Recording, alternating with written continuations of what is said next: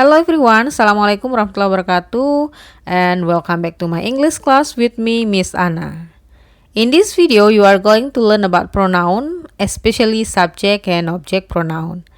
Nah, jadi ini adalah kelanjutan dari video mengenai part of speech. Dan bagi kalian yang belum nonton, bisa cek video-video sebelumnya. Ada video part of speech secara umum. Ada pula video tentang pembahasan noun, yaitu part of speech yang pertama. Dan di video kali ini kita akan membahas part of speech selanjutnya, yaitu pronoun atau kata ganti.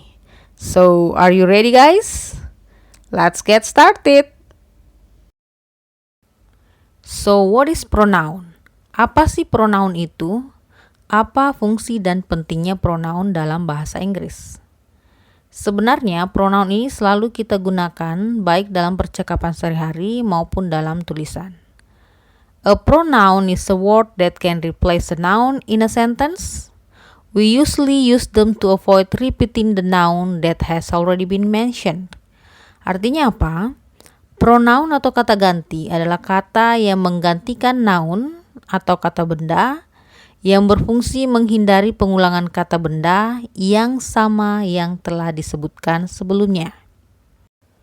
Okay, to make it easier, let's take a look at the following sentence. Mari kita lihat contoh kalimat berikut ini. Mike watch this movie with Alice. Mike menonton film ini bersama Alice. And let's change into the pronoun. Mari kita ubah kata bendanya ke bentuk pronoun. Oke, jadi Mike kita ganti menjadi he, yaitu kata ganti untuk seorang laki-laki. Kemudian this movie kita ganti menjadi it, dan Alice diganti si, dia perempuan. Maka kalimatnya menjadi he watched it with her. Dan selanjutnya di dalam tulis menulis, pronoun juga memiliki peran penting dalam menghasilkan paragraf yang baik. Well, let's take a look at this following paragraph. Perhatikan paragraf berikut ini. Sarah is a doctor. Sarah works in a hospital. Sarah helps other people get better. Sarah wears a white coat and uses stethoscope. Dalam bahasa Indonesia, Sarah adalah seorang dokter. Sarah bekerja di sebuah rumah sakit. Sarah membantu orang lain menjadi lebih baik. Sarah memakai jas putih dan menggunakan stethoscope. Is there something wrong with this paragraph? Apa yang Anda rasakan ketika membaca paragraf ini? Ya, Anda benar sekali. Kita terlalu banyak menyebutkan kata Sarah, di mana setiap kalimat ada kata Sarah sehingga tidak terlalu nyaman untuk dibaca. Nah, disinilah pentingnya penggunaan pronoun untuk menghindari pengulangan kata sehingga menjadi lebih efektif. Jadi sebaiknya nama Sarah ini hanya disebutkan di awal saja pada kalimat pertama. Dan untuk kalimat-kalimat selanjutnya yang ada nama Sarahnya bisa menggunakan pronoun. Misalnya kalimat kedua, she works in a hospital. Nah, kenapa di kalimat pertama tidak langsung menggunakan pronoun atau kata ganti? Contohnya she is a doctor. Ya, supaya tidak membuat bingung. Si di sini siapa? Siapa namanya? Jadi perlu menyebutkan nama dulu supaya jelas yang dimaksudkan siapa namanya, laki-laki atau perempuan. Nah, baru di kalimat berikutnya kita gunakan kata ganti atau pronoun. Oke, kita lihat setelah menggunakan pronoun, Sarah is a doctor. She works in a hospital. She helps other people get better. She wears a white coat and use a stethoscope. Nah, setelah menggunakan pronoun, paragrafnya jauh lebih enak dibaca, tidak membosankan karena tidak menyebutkan kata Sarah berulang-ulang, dan paragrafnya jauh lebih baik dan efektif. Kemudian dalam bahasa Indonesia, kata benda atau noun Sarah diganti dengan pronoun dia. Jadi dia adalah pronoun atau kata ganti seorang perempuan.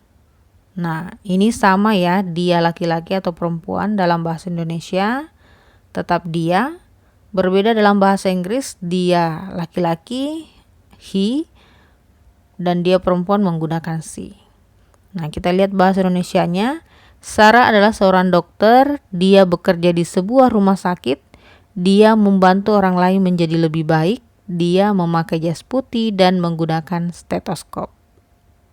So, there are many kinds of pronoun, but in this video, we will focus on two kinds of pronoun, the subject and the object of pronoun. Jadi banyak macam-macam pronoun, tapi untuk di video kali ini kita akan fokus pada pembahasan subject and object pronoun. Now, what is a subject pronoun? A subject pronoun does the action in a sentence. Subject pronoun merupakan kata ganti yang digunakan untuk menggantikan pelaku aksi. Oke, kita lihat contohnya. She reads a book. Nah, kata reads di sini is an action word or action verb. Tindakannya atau aktivitasnya. Sementara she is doing the action. She is the doer. That means she is a subject pronoun. Nah, kemudian kita masuk ke object pronoun. An object pronoun is the pronoun that receive the action. Ya, atau merupakan kata ganti yang digunakan untuk menggantikan pelaku sebagai penerima aksi. Ya, yang menerima tindakan atau aktivitas. Okay, for example, he called me today. Nah, he is doing the action. He is a subject pronoun. He is doing the verb. Dia yang melakukan tindakan atau aktivitas. So, he is a doer. Nah, sementara me di sini is receiving the action. Dia yang menerima tindakan atau aktivitas tersebut. So, me is an object pronoun. Now, we will see subject pronoun and object pronoun together.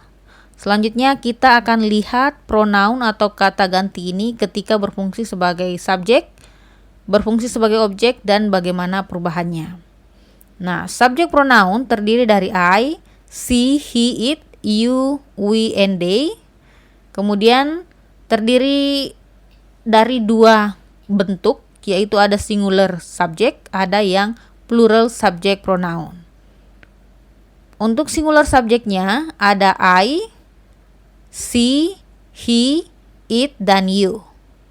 Ya, jadi saya ketika berfungsi sebagai subjek, kita gunakan I, namun ketika kata ganti saya ini berfungsi sebagai objek menjadi me, kemudian dia perempuan, tunggal, she sebagai subjek dan objek menjadi her. Kemudian dia laki-laki tunggal, he ketika dia subjek, kemudian berubah menjadi him ketika objek. Selanjutnya untuk kata ganti it tetap ya, mau dia subjek atau objek tidak ada perubahan. Begitu pula untuk you, subjek atau objek tidak ada perubahan. Namun perlu dicatat bahwa you ini bisa menjadi singular subjek, bisa juga termasuk plural subjek, tergantung dari makna dari you itu sendiri. Nah, jika you itu tunggal atau berarti kamu, maka dia masuk di singular subject. Namun jika dia berarti kalian atau lebih dari satu, maka dia masuk di plural subject. Jadi untuk singular subject pronoun ada I, she, he, it, dan you. Kemudian untuk plural subject pronoun ada you, we, and they. Selanjutnya untuk we, ketika dia berubah menjadi objek, maka dia berubah menjadi us. They ketika dia subjek dan berubah menjadi them ketika dia menjadi objek. Untuk lebih jelasnya, mari kita lihat beberapa contoh kalimat berikut ini. She phones him every day. Nah, pada kalimat ini, she, dia perempuan, adalah the doer, pelaku, maka dia adalah subject pronoun. Kemudian him di sini adalah yang dikenai tindakan atau menerima perlakuan pohon itu. Maka him, dia laki-laki di sini, sebagai objek pronoun. Selanjutnya ada kalimat can you help me please?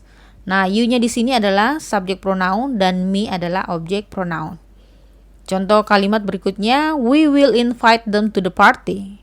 Nah, we di sini adalah orang yang melakukan invite, mengundang, maka we is the subject pronoun. Kemudian them is the object of pronoun karena dia yang receive the action of invite. Nah, dari contoh-contoh yang ada di atas, kita bisa mengambil kesimpulan lagi bahwa a subject pronoun comes before a verb and an object pronoun comes after the verb. Jadi sampai di sini, I hope you understand about pronoun, subject pronoun, and object pronoun. Masih banyak lagi macam-macam pronoun yang lain dan kita akan kupas tuntas di next video. Well, that's it for now. Thank you so much for watching my video. Don't forget to subscribe and watch my other videos. Bye-bye.